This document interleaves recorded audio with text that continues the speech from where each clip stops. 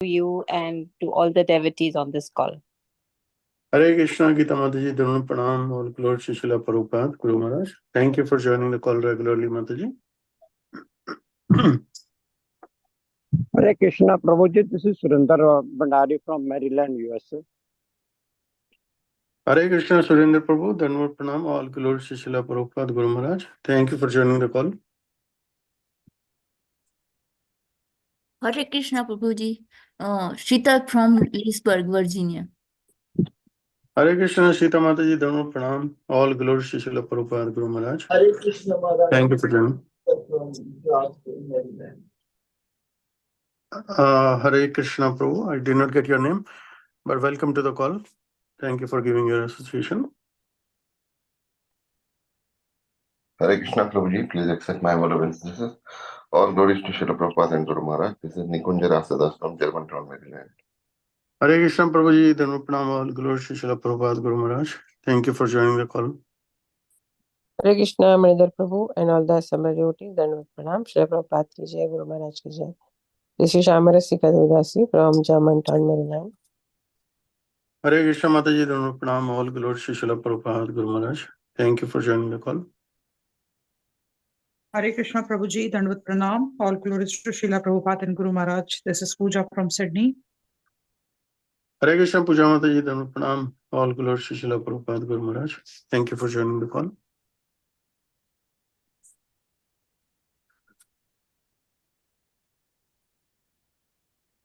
Hare Krishna, dear devotee. Yes, Prabhu. Please go ahead.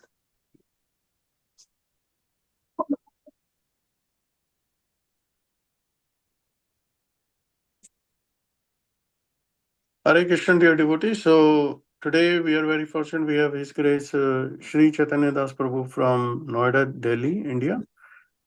And a little description about Prabhuji. Sri Chaitanya Das Prabhu is the disciple of His Holiness Lokanath Swami Maharaj. And he joined ISKCON at ISKCON Noida in 2015. And he did his youth preacher training and brahmachari training in ISKCON Pune before becoming a grahastha.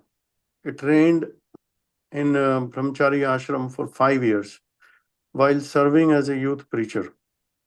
He served his Guru Maharaj for about 2 years in his personal seva for Lok Media.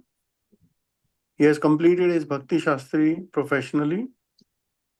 He has completed his Bhakti Shastri, and professionally, Prabhuji is an engineer and a software consultant. So we'd like to welcome Prabhuji with a 3 Hari Bol. We ask devotees to recite Hari Bol to welcome Prabhuji. Hari Bol, Hari Bol, Hari Bol. So welcome Prabhuji. Today we are very fortunate. We have Sri Chaitanya Das Prabhuji, and Prabhuji is going to enlighten us from Srimad Bhagvatam, Canto 7, Chapter 3, verse number 21. Hare Krishna Prabhu, you may take over the call now when you're ready. Yes, thank you. Thank you so much. Welcome all the devotees, and thank you for giving me this opportunity to speak on the Srimad Bhagavatam. And I just need 1 minute. I'm just connecting my headphones. So just give me 1 minute and then we'll start. Thank you. Sure, Prabhu.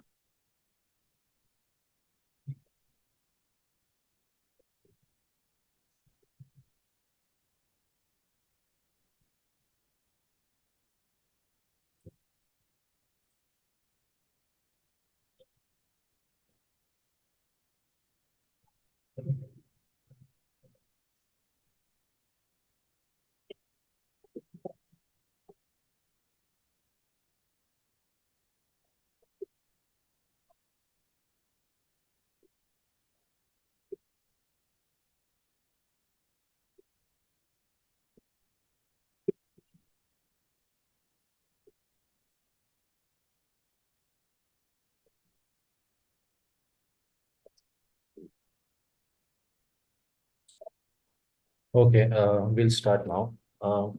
So how does it go? I recite the verse or somebody else recites the verse, do we do any kirtan or we can directly start?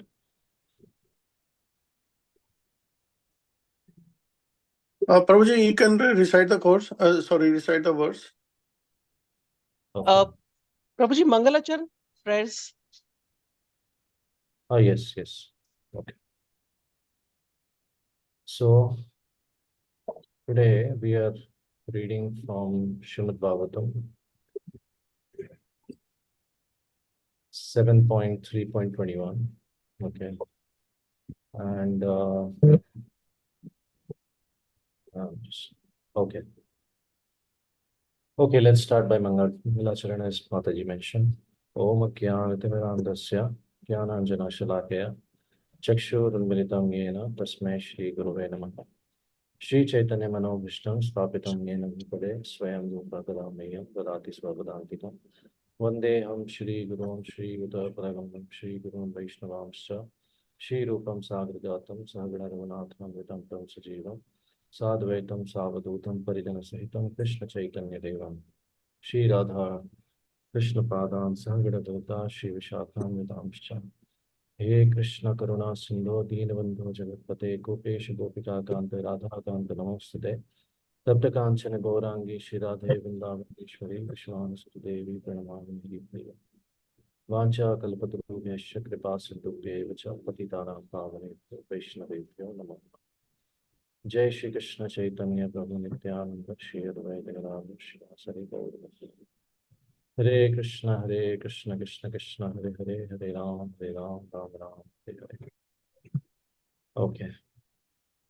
So does everyone have the verses open on their screens or mobile screens or laptop screens, wherever?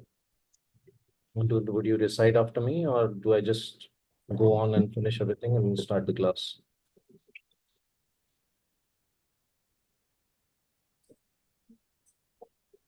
Prabhuji, you can recite the verse. I mean, we can recite also after you.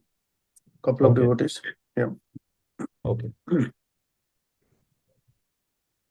Okay, we'll start. Tatasta asheshah sarva Tashta Shesha Sarva dadami asura pungava Dadami Asura Pungava martasya tehi amratasya Mrtasyatehi Amartasya darshanam na phalam mama. Darshanam Phalam Mama. Now somebody else can recite, we'll repeat.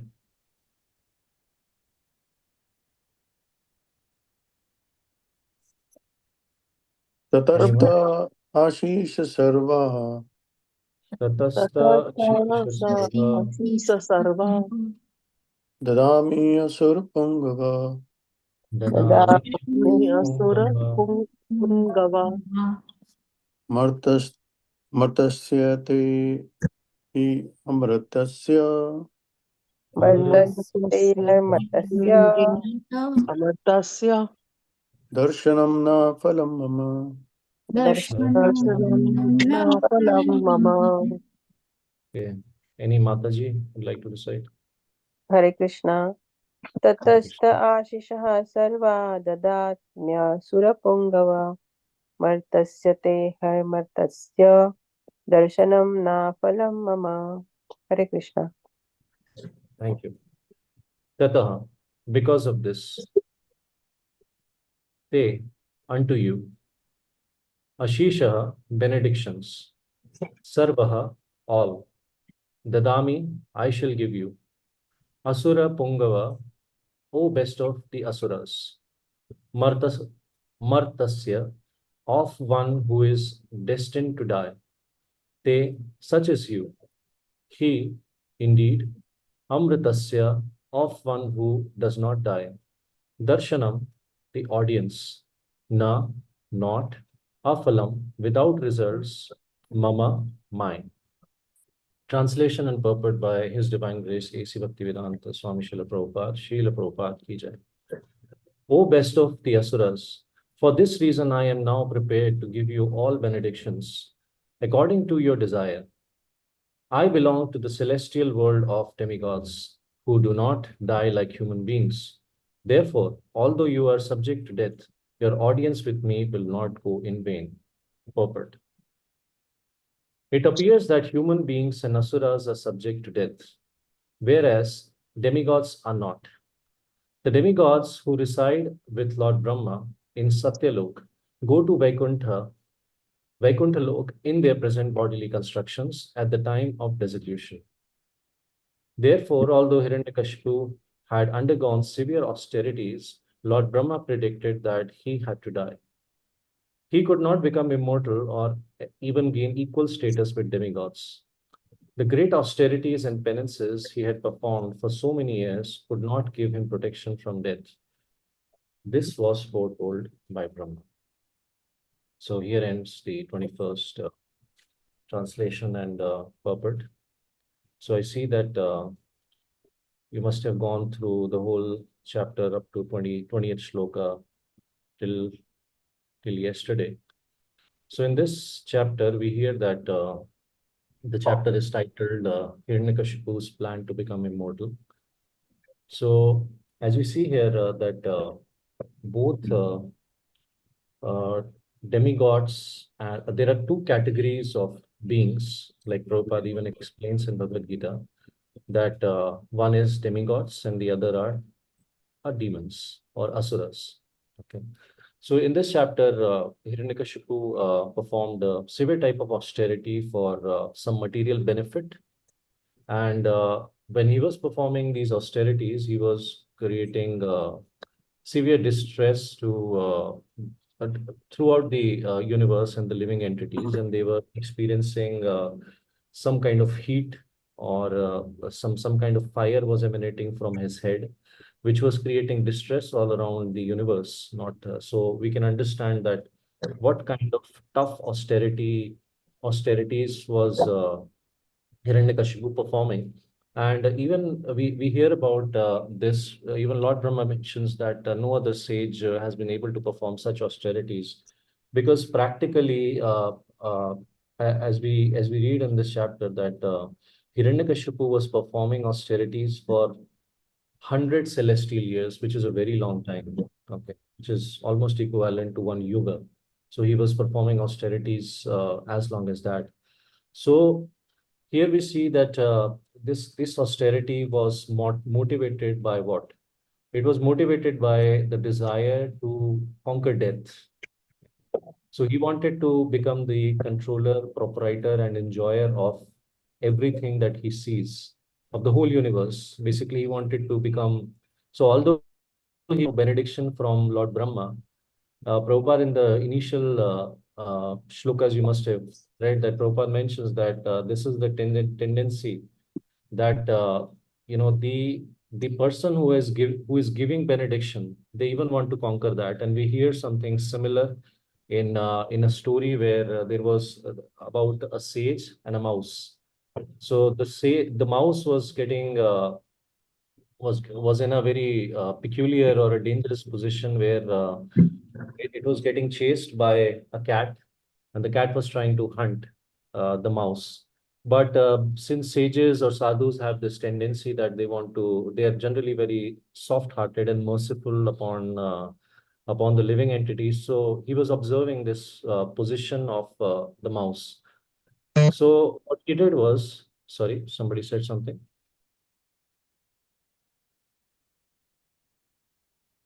Okay. So the mouse was getting chased, and then Sadhu gave him a benediction that, to protect him, he gave him a body of a tiger or a lion.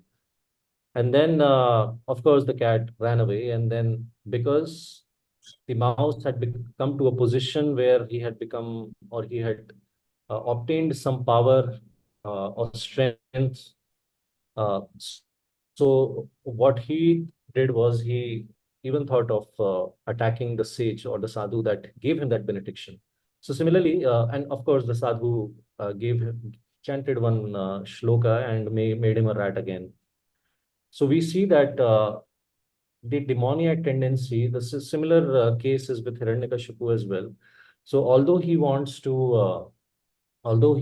is asking for benediction from Lord Brahma, but his intention is that he even wants to control the Brahmalok. See, he wants to become the controller of not only the entire universe but also the Brahmaloka. And he wanted all kinds of benedictions, like he did not want to get old, he did not want his body to be dwindling, and he wanted all the yogic perfections, the 8 yogic perfections which are there. He wanted those as well. But we see here that Lord Brahma is clearly indicating that although you desire that you don't want to die and you want to conquer death, but that is not possible. And Lord Brahma mentions that only the demigods, Prabhupada mentions here that only the demigods are beyond this. But we also see at other places that Prabhupada mentions that in Bhagavad Gita, we see that Supreme Lord also says that, when the pious activities of demigods are finished, even they fall down from the celestial realms, or you can say the Swargaloka. So the shloka is the Punya Chedam Mritulok Vishanti. So when the pious activities of demigod is over, so they fall down, and we hear in Bhagavad Gita, you must have read that they are injected into the water droplets that fall from the sky in the form of rain, and then they enter into the crops, or the seed of the crops, and then they are finally and they are eaten by human beings, and then finally it is converted. They enter into the sperm, and then eventually by Garbhadan Samskar they enter into they again a new body is given to them. So we see here that although they don't typically die, what I heard in one of the lectures from one's very learned and senior brahmachari is that the demigods have certain features, bodily features, wherein they never blink their eyes. The garland that they wear around their neck, that never apparently gets old, or you can say it never decays. It remains the same. The demigods, their feet don't touch the ground, so they will their feet will never be dirty. You will see whoever has seen or perceived the demigods, or they have read in the scriptures that even it's there in Mahabharata, the feet don't touch the ground. And we see that, of course, they have very long lifetimes, and whenever they're like I mentioned that punya chidam martulu vishanti, whenever their pious activities are over, so what happens typically is their paraphernalia which they're wearing, apparently they don't die, or they don't die like humans. They, whatever they're wearing, like mukut on their head, and different types of ornaments, etc., they just fall at the same place. It just falls on the ground, and that's how they just disappear. That's how demigods bodies are. And they don't sweat. In Bhagavatam, Srimad Bhagavatam, in other cantos, we hear that apsaras which are there from the celestial realms, they the if you see that they don't have any the very sweet fragrance comes from their mouth, and their bodies don't sweat, etc. So there are many their bodies are totally different, because their body is majorly made up of ether. It's not made up of majorly it is not like human body, which is majorly made out of you can say earth, water. It's the maximum amount is water. So this is how their bodies are made. But if we talk about the characteristics, the nature of demigods, or divine natures, we can say, in Bhagavad Gita, which Krishna mentions in Bhagavad Gita chapter 16. So Lord mentions that there are certain qualities of the divine nature, which goes like fearlessness, purification of one's existence, cultivation of spiritual knowledge, charity, self-control, and one of the qualities is aversion to fault finding, compassion, gentleness, modesty. So all these qualities which are there, these are divine qualities. Okay.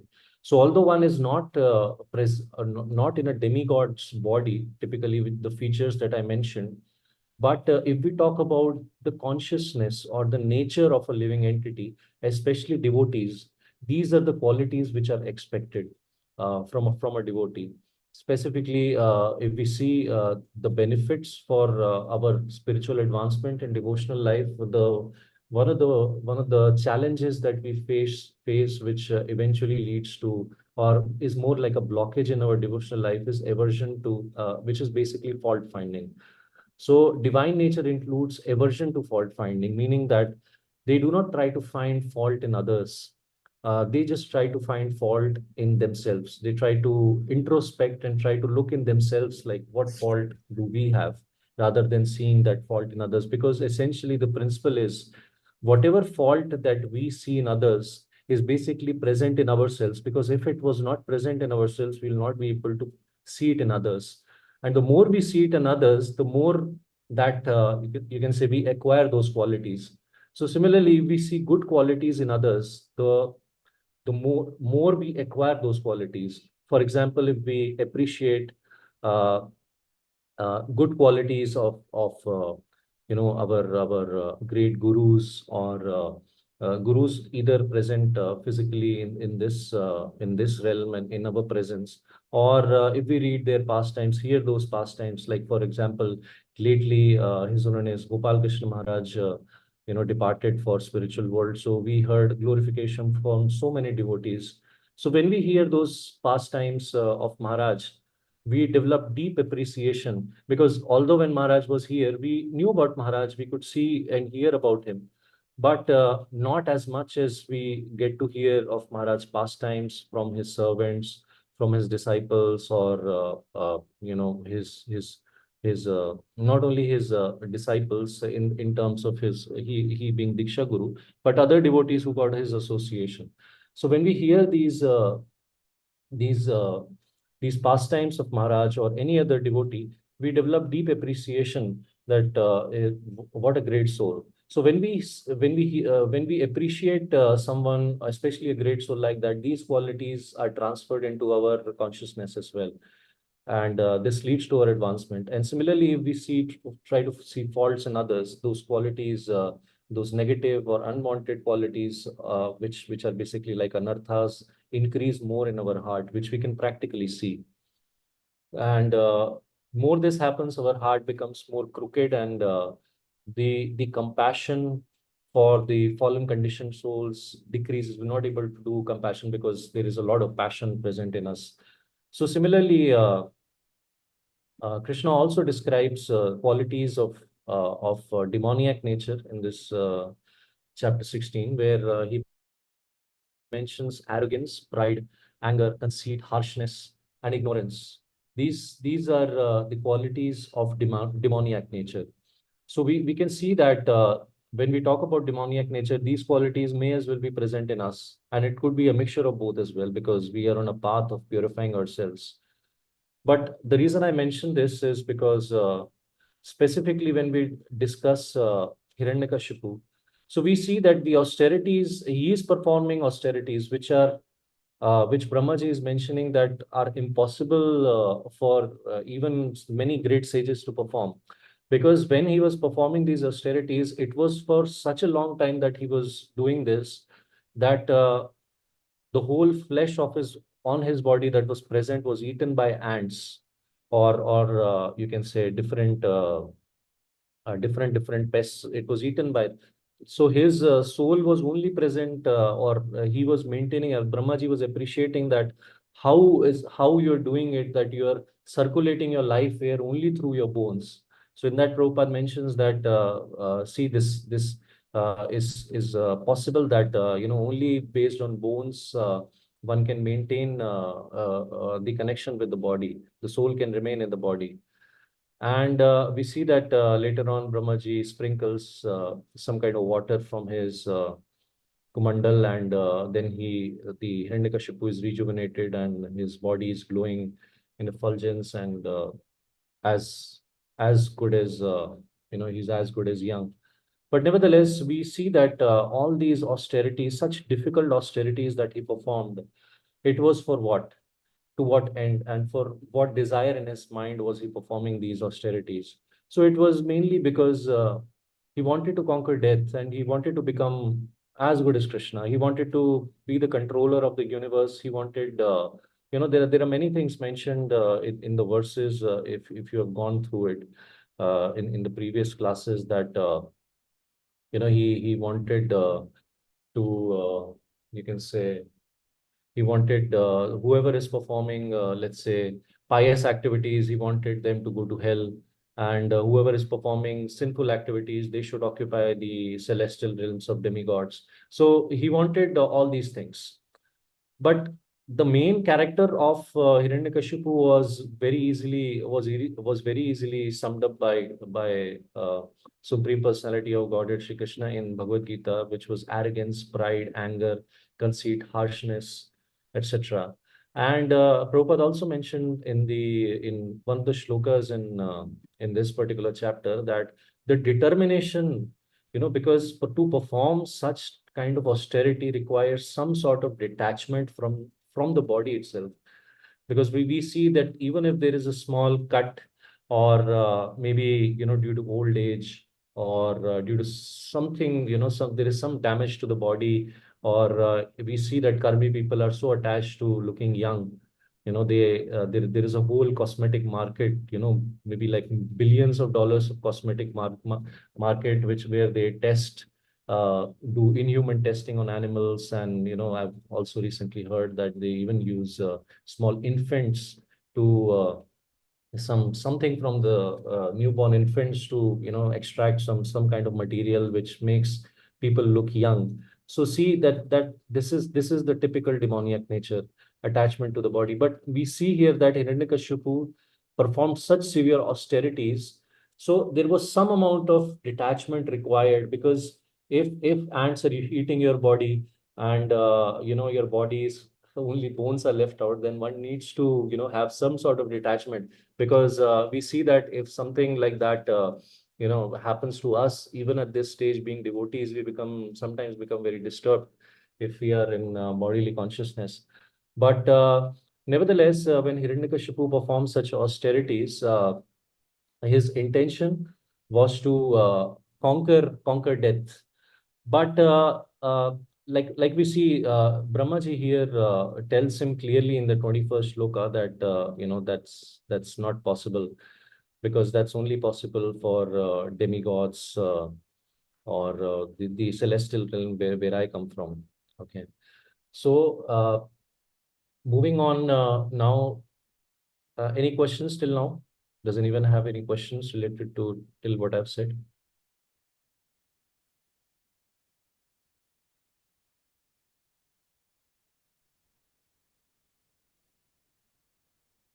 Hare Krishna. Hare No, Krishna, Prabhuji. Prabhuji. Prabhuji, like Yeah, one any question, questions one till thing now? you mentioned very nice is that you have to see fault, our own faults, not the fault of others, right? So Yes. what happens is, and that's very hard in the practical life. And you also mentioned that if you're looking at fault of others, then basically it's because those faults are inside of us. So can you explain this aspect a little bit, like how that fault is inside of us? I just wanted to know that. Look, yes, that's a very good question. Thank you, Mataji. So, like, there are three types of adhikaris, or three levels of devotees mentioned in our scriptures, right? In our Vaishnava scriptures. One is the Kanishta adhikari, one is the Madhyam adhikari, and one is the Uttam adhikari. The quality of an Uttam adhikari is that he cannot see fault in anyone, even in the karmis or the most sinful entities. He will not see a fault, right? So he, like Prabhupada mentions, that an Uttam adhikari, to preach, he has to come down to the level of a Madhyam adhikari, and then only he can preach, because unless and until there is some discrimination, one is not able to preach. This Prabhupada clearly mentions. So when we say that until and unless one person has those qualities in themselves, how can they know, how can they perceive them in others? Like, for example, recently I was with one devotee, and I'm actually residing in Mayapur for the past 3-4 years, and uh, so I there was one very small incident. So a person was because if you've been to Mayapur, the road lanes are very, you can say, narrow. So there is one person, one devotee in a car, and he was right at a turn, and he was he was going somewhere, and from the other side one rickshawala was coming. So they started to have some kind of conflict, that I need to pass first and you need to pass first and this and that. So now the devotee that was with me, then he started commenting that, see, this Prabhu in his car, he is so arrogant. He's because he is in a car, he's treating this rickshawala devotee, both are devotees, that in such a bad way. So if we how can we perceive something in others, with from a distance, if we don't even know that this is the situation, what is the point of conflict, but the assumption immediately was that the devotee in the car is more arrogant. So unless we don't have that quality inside of us, that arrogance is not there, how can we perceive it? So it's practically impossible. So similarly, when we see some good quality in others, so unless we see that this quality in some quantity is not present in us, we cannot perceive it in others as well. So that is why Krishna is mentioning here that aversion from fault finding is the quality of divine nature, because fault finding tendency would be there, okay, because this world is made of imperfections, okay, and nothing is perfect, nobody is perfect, but so naturally that fault finding tendency is there. And the reason, as we hear in the scriptures, the reason for our fall from our position in the spiritual world, because we started to see fault in Krishna himself, right? We started to see that why is he the only enjoyer and why I am not the enjoyer. So that was one fault finding tendency was already there. But aversion to fault finding, so fault finding mind will definitely show us that look at this person, he's maybe, he's looking at his mobile phone during chanting, he's browsing internet during chanting, or maybe he's not doing his service properly, or so many things are there. So aversion means he or she would see some faults, but he would try to avoid seeing them. Okay, try to meditate on the positive qualities. But as we already know that Krishna has mentioned the three modes of material nature twice, in once in Bhagavad Gita when he mentions uh, the three modes of material nature, and again in the Uddhav Gita before he was about to depart or end his leela in this world. So he mentioned three modes of material nature in which he describes the qualities of the Satoguna, Rajoguna, and Tamoguna. So as long as we are in Sattva Guna, we can practice this, because divine means a person, at least at our condition, we are in mode of goodness. Okay. So when we are in mode of goodness, it becomes easy. Now I'm just trying to give the solution. The stronger our sadhana is, the more we are free from Vaishnava Aparadha. Okay. The more we are doing sadhana as prescribed by our acharyas, the more we are chanting or following the morning program and chanting and keeping our association with people or devotees who are situated in the mode of goodness, then it becomes very easy for us to follow all this, especially aversion to fault finding. Otherwise, what will happen is there is some kind of nature in us which is of dominating nature. Dominating nature means seeing others lower than us. Although if we look at things in a different way, uh, if we look at things in a certain way, just give me 1 second. If we, yeah, what I was saying was that if we try to see faults in others, that fault may or may not be present in them. Okay. So what essentially what we are doing is, if whenever we find fault in others, for example, when this person saw that this car driver or this devotee driver is so egoistic, he is so puffed up because he has a car and he's dominating this poor rickshaw driving devotee. So I saw that this person, this devotee is trying to find fault in this person, but at the same time I was finding fault in this devotee because he was trying to find fault in the other one. So immediately what we can do is, if we are situated in the mode of goodness, then we can meditate on the qualities of this particular devotee. Okay, what good qualities that this person has, or we can say, look, this is the nature of the material nature. Okay, this is the nature of the material nature, where we have this devotee who's trying to perform his sadhana, and he's trying to get free from all these anarthas, but he's struggling. That's the way we can look at it. I hope that answers your question, Madhavi, in somewhat way. Yes, Prabhuji, thank you so much, because it's very helpful. And one more thing, like you had mentioned about the demigods, like, the mala they wear that doesn't wither out. And then few other features you were telling about the devtas Yeah. or demigods. So where is that? Where can we get information about that? Like, it's interesting to know. Yes, that is in Mahabharat, Mataji. In Mahabharat, it is mentioned, there is one story wherein I And can also, maybe. Prabhuji, can you also explain a little bit more? Like, you said couple of things only, like you talked about the mala they wear, their feet don't touch the ground. Some more, if you have some more information, because what happens is these demigods are assigned tasks by Krishna.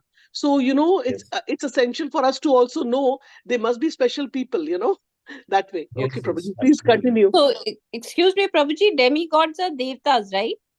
Yes. Thank you, Devta. Prabhuji. Okay. I'll just take pause for 30 seconds. I'm getting a call continuously. Sorry, just 30 seconds. Thank you.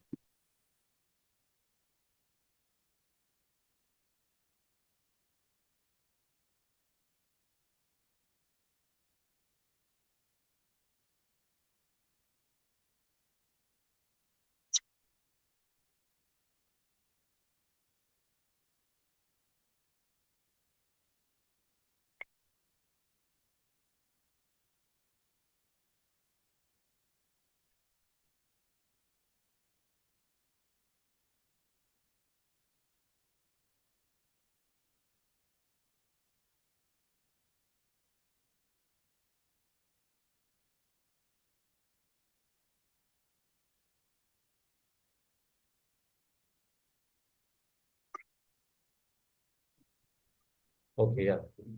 Sorry for that. So yes, in Mahabharat, we can read about it. Mahabharat, since it's like it is a huge, or we can say the largest body of literature. It has so much information about demigods or planetary systems and etc. Because Srimad Bhagavatam also has all the information that we need for our devotional life. But if we have curiosity, Mahabharata is available. We can go through it. This is what I read in Mahabharata itself. Okay, where the features of demigods are mentioned. I can try to because I don't remember exactly which parva was there. Okay, like Bhagavad Gita is part of Bhishma Parva. So I was not aware about, I don't remember which parva it is, but I definitely share it with Mataji, and you can share it on the group and you can read about it. So now moving on, since we have like maybe 20 minutes more. So I was discussing about this 21st shloka. So here, we see that here it is mentioned by Prabhupada that the demigods who reside with Lord Brahma in Satyalok, they can go to Vaikuntha Lok in the present bodily construction at the time of dissolution, which is indeed true. Because in many of the scriptures, we see that, the demigods, they go and take darshan of Golok Vrindavan, where we see that they see that everything is made up of gem, and the khuti where a cow is tied, that also is made up of gems, and everything is made up of gems and precious different metals, etc.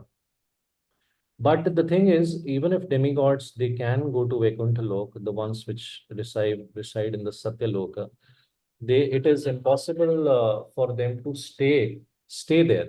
Okay, they may be able to go to the Vaikuntha Lok, they may be able to enter there, and we see that demigods can also take darshan of the Supreme Lord, and because we see that before advent of Krishna, all the demigods went to Brahma, and eventually Lord Brahma went to this Kshir Sagar where Lord resides. But nobody had a darshan at that time. But in different scriptures, we hear that demigods were able to take darshan, and they were also able to see the leela of the Lord from their lokas respectively, and when they shower different types of flowers, when Lord kills a demon, etc. And we see that even during the we see that gopis sometimes they see the demigods flying in their planes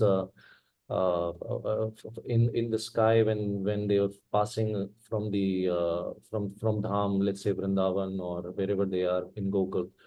So in the previous times, it was possible for them to see the demigods, and even during when Lord was ruling in Dwarka Dham, many of the demigods were visiting the Supreme Lord, and the Dwarka Vasis, they were able to see demigods with their own eyes.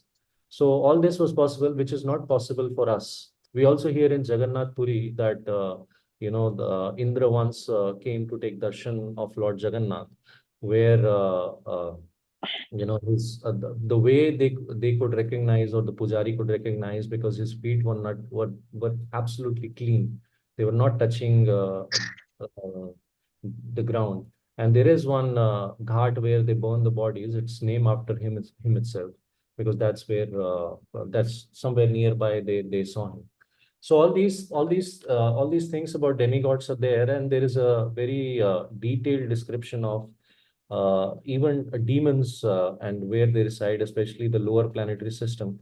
And in compare and contrast, if you see that demigods are not able to enjoy so much sense gratification as much as certain lokas which are there where demons are able to enjoy it.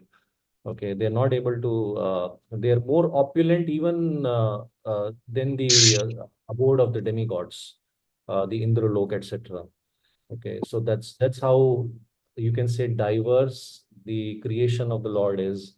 The reason we can hear this, and the reason all this is mentioned is that we can understand the greatness of the Supreme Personality of Godhead. That how, like generally Prabhupada says now, that Christians, in Christianity, it is mentioned in the Bible, it's mentioned that God is great. But how God is great, or how great He is, that is not explained. But in the Srimad Bhagavatam, we can clearly see that how God is great. And if we see that Yet the God is. sorry. So what we see is that although Srimad Bhagavatam was being spoken to Parikshit Maharaj, and he only had 7 days. So Shukdev Goswami, he could have directly jumped to the 10th canto, but he started from the very first canto, the very first shloka, and he gradually went to the 10th canto, which is like the beautiful face of the Supreme Personality of Godhead, Lord Krishna.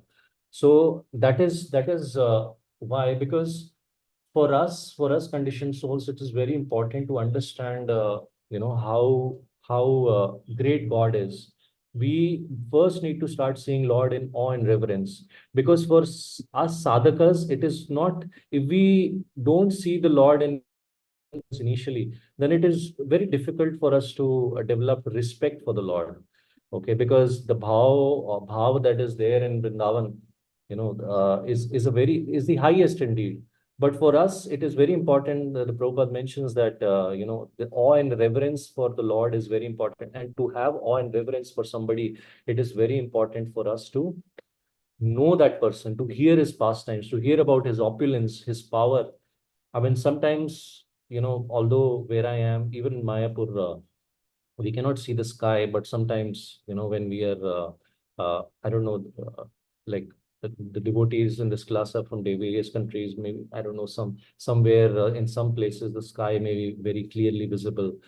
But if you see, even just from perspective of where we are, the universe is so huge. If you look at the sky, there are so many millions, uncountable stars and planets. It's just unconceivable for us. And the goal that we have at our hand is so high, actually. Being with Supreme Personality of God, which is the source of not only this universe, but unlimited Brahmas. The Brahmas are also, we have definitely heard in so many classes that the the Brahma that we have in our universe is a devotee Brahma, right? And he has 4 heads. But then there are Brahmas, and this is the universe that we are in is the smallest universe. See, such detail is mentioned in our scriptures. Is the smallest universe. Then there are Brahma with 8 heads. The universe gets bigger. Then there are Brahmas with 16 heads. The universe gets even bigger. And you go on like this. There are huge universes, and every universe Lord's pastimes are going on. Krishna, just like sun rises at one place and sets. While it sets for us, it rises for someone else. Similarly, when Lord ended his pastimes here, the pastime started somewhere else. So that's how it is. So we can. That's the reason I was mentioning that we need to understand the greatness of God. But nevertheless, coming back to the purport here, Prabhupada mentions that therefore, although Hiranyakashipu had gone under severe austerities, Lord Brahma predicted that he had to die, because you see, the death is is inevitable for anyone. Like I mentioned about even the demigods, they also die. Die in the sense they also their paraphernalia, etc. It falls at the same place, and punya chedam mrityulok vishanti. So you come back to mrityulok. There is no escaping death.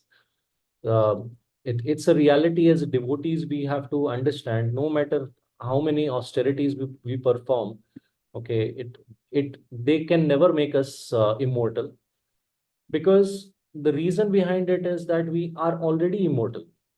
The soul, the jiva, which is residing in this body, that is us. It is already immortal. It's just that due to false identification with the body, we are thinking that this body is me, that I am this body. The reflection in the mirror every day I see, or the selfies I take with my family members, it's not their real face, it's not their real shape. That's not actually who they are. Because in every life, according to the womb that we enter, our face, our features, our complexion, etc., all these things change, our bodily power, etc., everything changes. So now the question comes is, who am I actually? I mean, when I look in the mirror, when I look at myself, is it really me?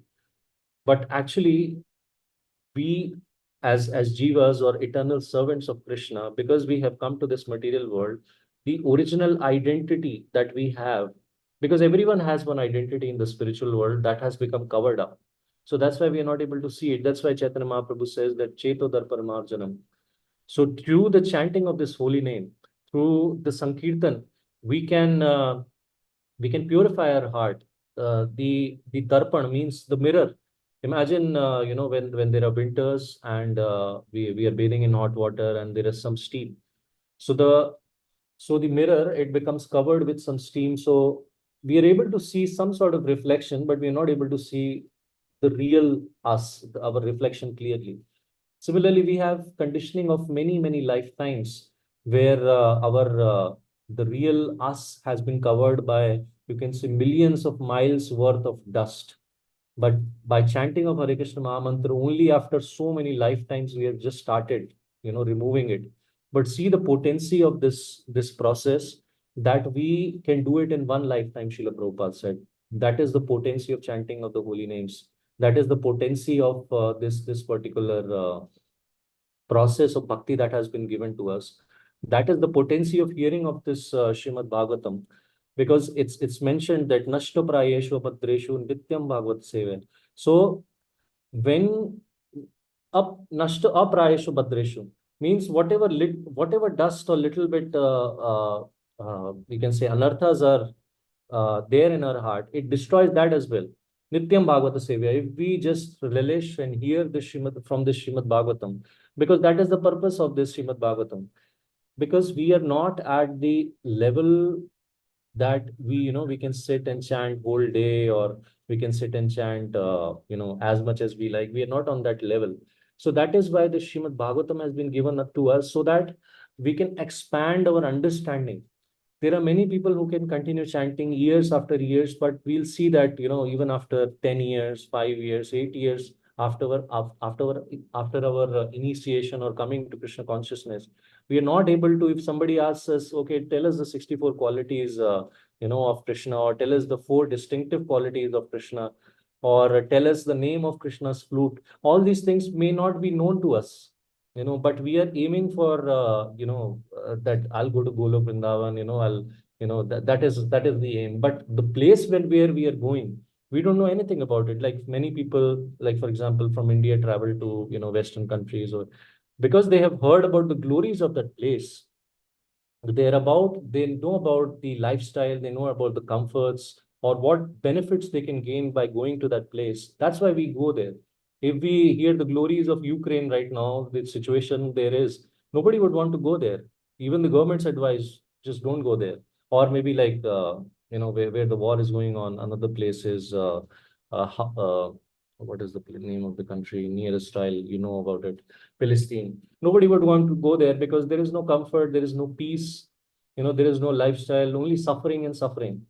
But when we hear about places like America, where even Prabhupada said the standard of life is much higher, but now even in India, it's almost equal, the level of comfort and lifestyle.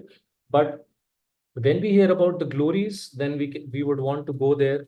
Similarly, we have heard about the glories of that Dham, but in the end, somewhere that selfish motive of I will be very comfortable, I will not have to suffer in this world. So that tendency of liberation somehow, sometimes becomes like a blockage in us from looking beyond our own self and seeing actually that, oh, I want to go to Dham to serve Krishna because that is my eternal identity. So that's why we need to cultivate this kind of mood. And if we try to cultivate this kind of mood, then the tendency of being deathless, just like we see Hiranyakashipu is trying to aim here. Our austerities that we perform should be centered around Krishna. It should be like, if I have to wake up and go to Mangal Aarti, or even if I temple is not very near, I have to join some online forum where I sit and chant with devotees. The purpose should be I want to please Krishna. If we keep it like that constantly throughout the years, then we will see that not only for this sadhana, but every activity we keep Krishna is the center, pleasing Krishna is the center. We will see the goal of going home, back to Godhead in this very lifetime is not a very not a goal very far off. Nobody has to wait minimum of 3 lifetime, or maximum 3 lifetimes for this. So here I would end my class and keep some questions. Okay. If you have any questions, please go ahead.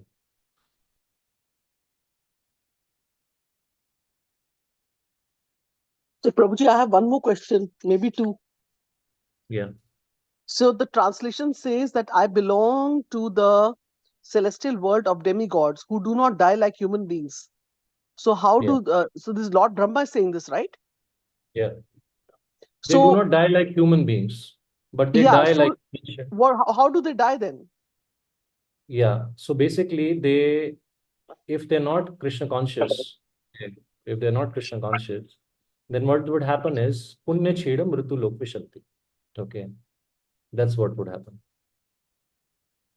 Their punya will be over and they will again come back to the Mrityu Lok, and they will be born in some very wealthy, rich family, etc. And so it's like basically the leading a kind of a karmi life only.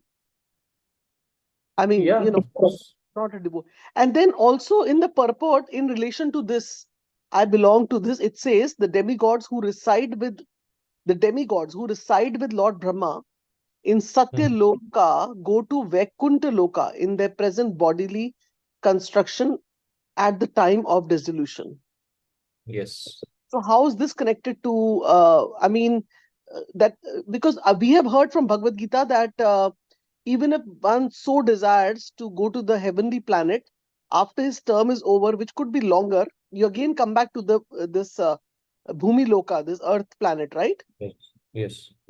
Now it says that, so then it is mentioned Vaikuntha Loka. So the demigod Lord Brahma in go to this thing in the presently at the. So can you explain this? In what context is this said? Yes, yes. So there are two things, Mataji. First is, like I mentioned, the demigods can go to Vaikuntha Lok, but they cannot stay there. Okay, that's one thing. Okay. The other thing is, as we hear in one of the pastimes where Lord is playing with his sons in Dwarka, and the ball gets dropped where in a well, and there they see one huge lizard kind of a creature, and since they're not able to take out the lizard or the ball, they called Krishna and their father. So when he comes, he takes out, as soon as he touches the lizard, he transformed into a one beautiful demigod. Okay. And then Lord knows everything, his past, present, future, etc. But he says, okay, you tell me what your story is. So anyway, the story is not very long. But basically, he was a Brahmin, and then he got some cow. He was a king, and he donated some cows.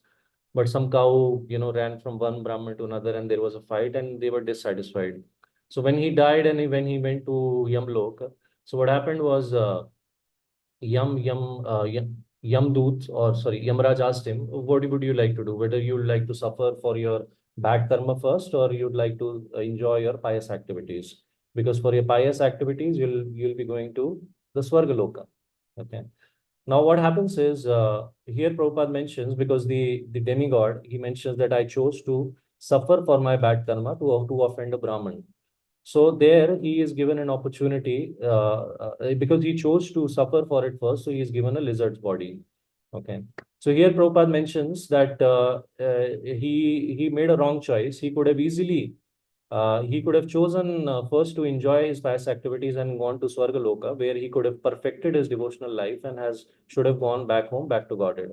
So it's not like, it's not possible for demigods to go back home, back to Godhead from Swargaloka itself. That is possible.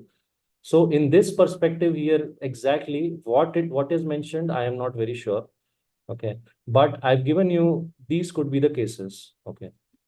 Because they can go to the Vaikuntha Lok, the spiritual world, but they cannot stay since they have not perfected their devotional life.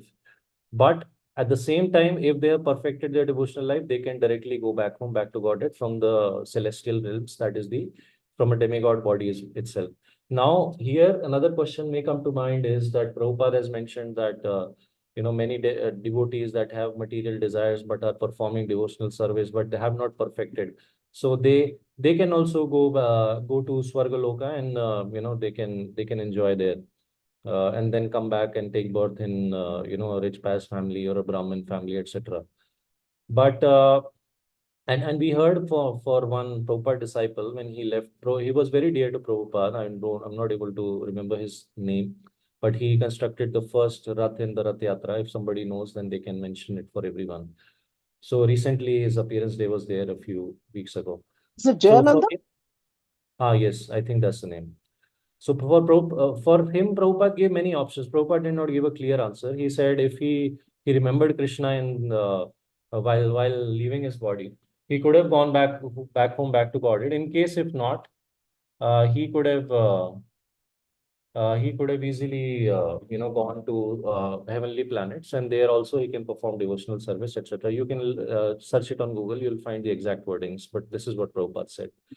So there are many, you can say, options which are there. There are many possibilities, but it's one of these, what I mentioned. Okay. You got it right, Mataji, somewhat. Yes, somewhat Prabhu. Yeah, clear. I think, and the crux of the thing is that, in the end, I think the main point here is the great austerities and penances he had performed for so many years could not give him protection from death. Point is that, like, I mean, Brahmaji could give him certain benedictions, but still, it's not like because he himself is immortal, right? He's Yeah, mentioned. Brahmaji himself, yes, exactly, Mataji, because Ravan also wanted something similar, but Brahmaji himself is conditioned by death, So there are different types of destructions as well. When the universe is finished, when the whole creation is absorbed in the Krishna, etc. So it depends on which dissolution is being talked about. Okay, because there once comes a time where Vaikuntha, Lord Vishnu absorbs uh, the uh, the lotus of Lord Brahma in it. The whole universe and all the entities in himself. Then the whole universes get finished himself. Everything is finished. So there are different types of dissolutions. So which dissolution is being talked about, that we need to understand in perspective. Okay. Just 1 second.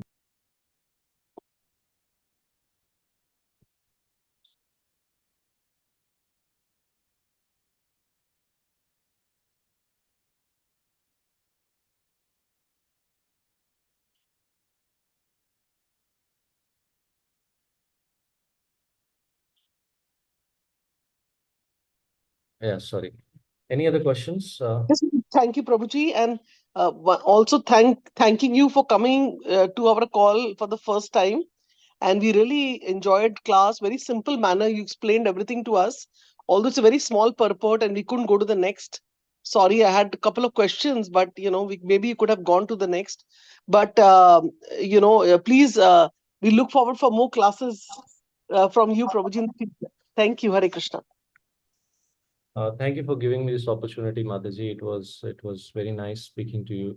Yes, thank you to Shamarasika Mataji and Nikunj Ras No, Prabhuji.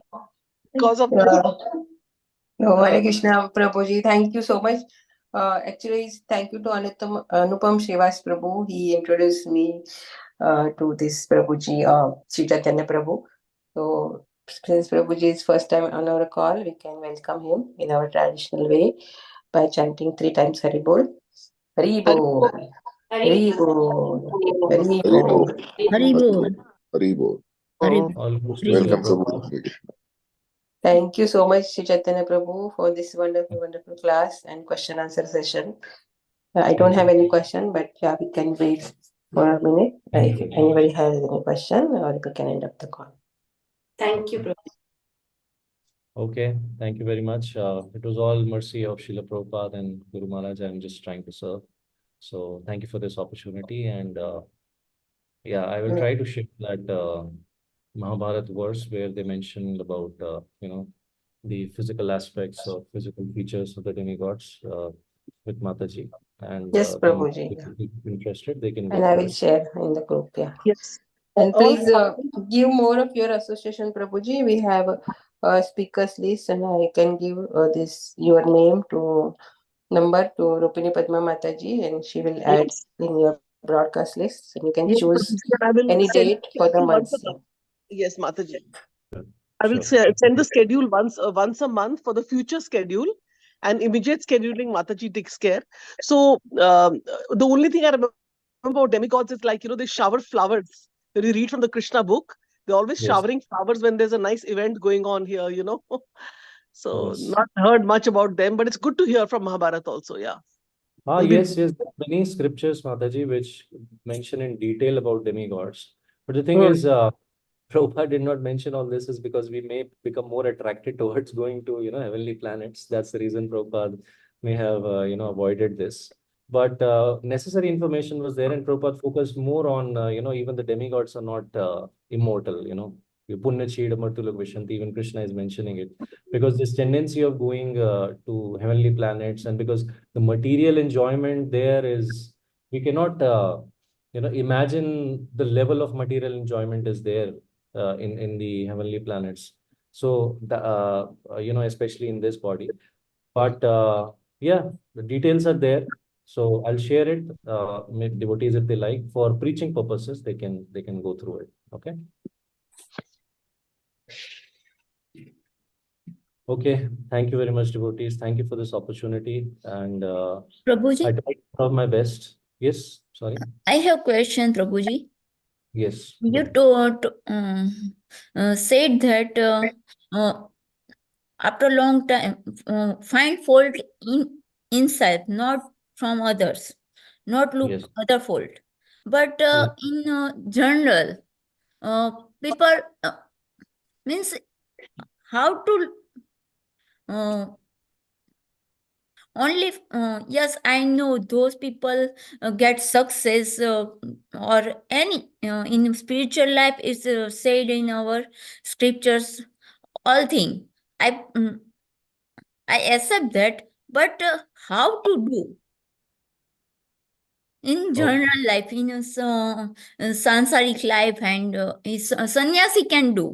It's how and in Krishna consciousness, ladies cannot get sannyas.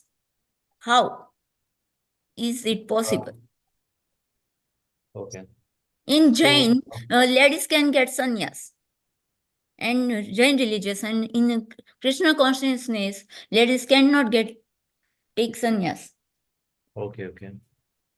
Okay. So your question is that how we can avoid finding faults in others, right? And find inside and go near to God means Vaikuntha. Okay. Okay. So the thing is, Mataji, first of all, look, Krishna mentions in Bhagavad Gita that it's better to be. Sorry, I know I'm getting many calls because generally at this time, it's my work timing. So what happens is, I mean, in Bhagavad Gita, Krishna is mentioning it is better to be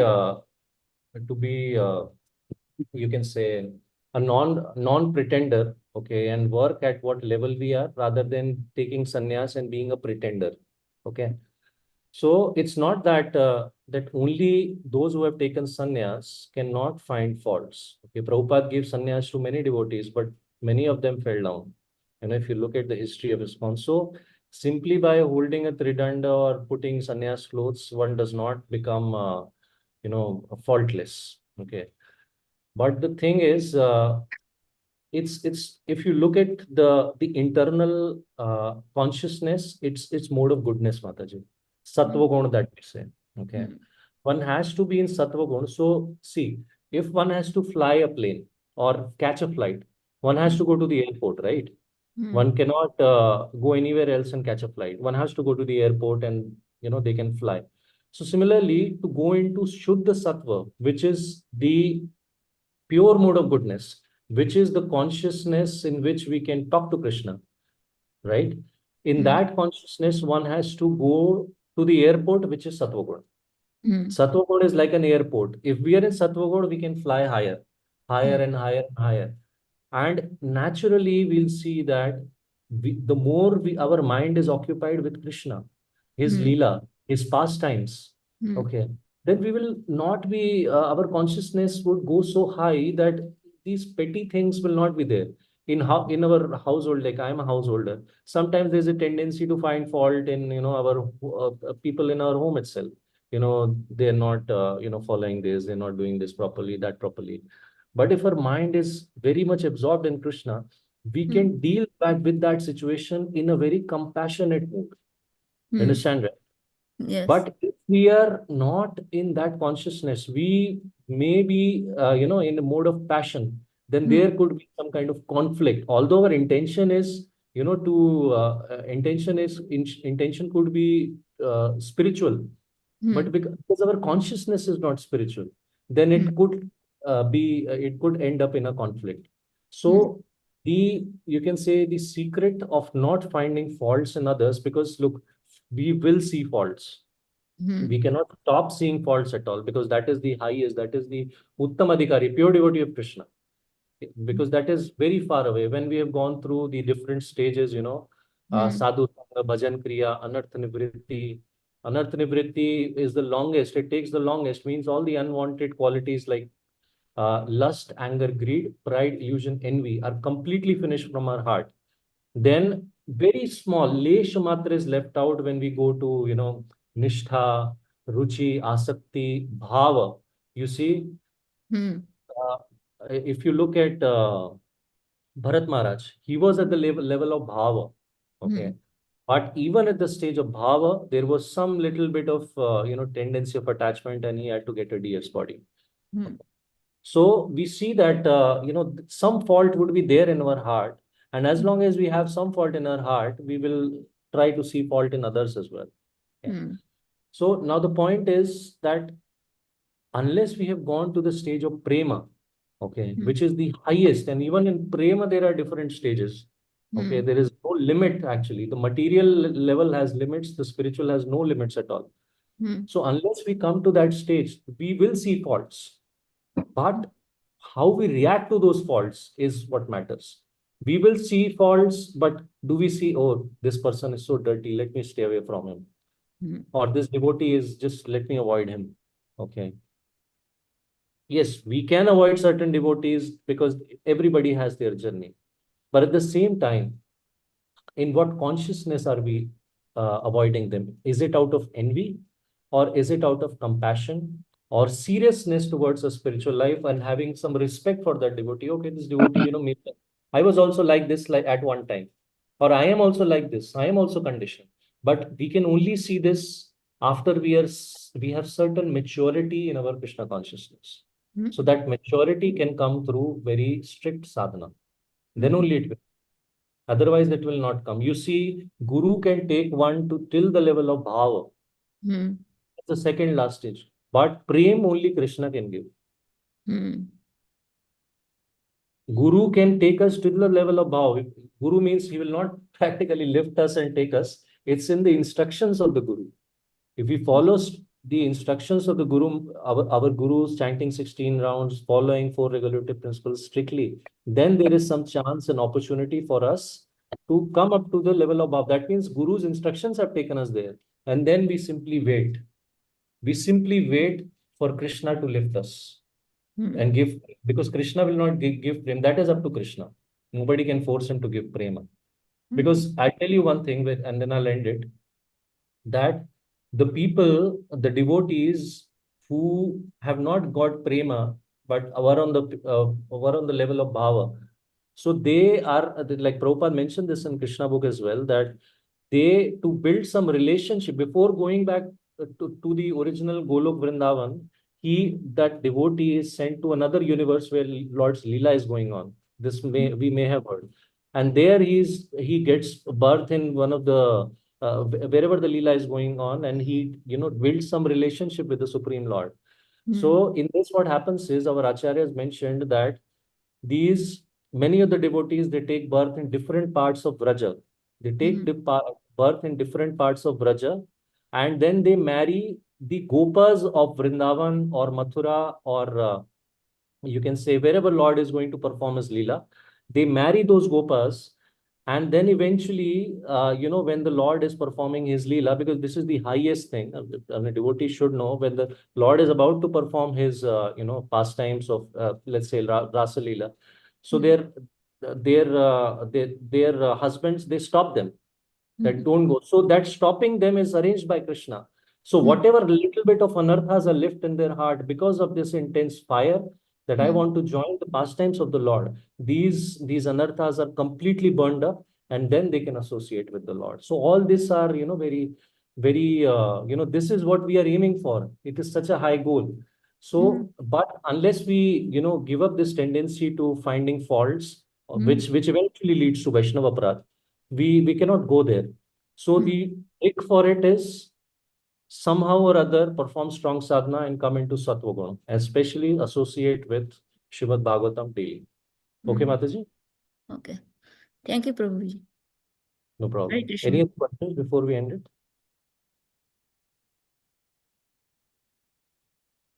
Okay, then thank you so much. Srila Prabhupada ki jai. Hare Krishna. Let's pay obeisances to all the Vaishnavas. Vancha kalpatarubhyasya kripa sindhu vacha पतितानां पावनेभ्यो वैष्णवेभ्यो नमो नमः। अनंत कोटि वैष्णव वृंद की जय। नमाचार्य श्री हरिदास ठाकुर की जय। श्री प्रभुपाद की जय। ग्रंथराज श्रीमद् भागवतम की जय। हिज ग्रेस श्री चैतन्य प्रभु की जय। Thank you so much Prabhu ji. Hare Krishna. Hare All Krishna. all the devotees. Hare Krishna. Hare Krishna. धन्यवाद प्रणाम। Thank you once again. Ji. Hare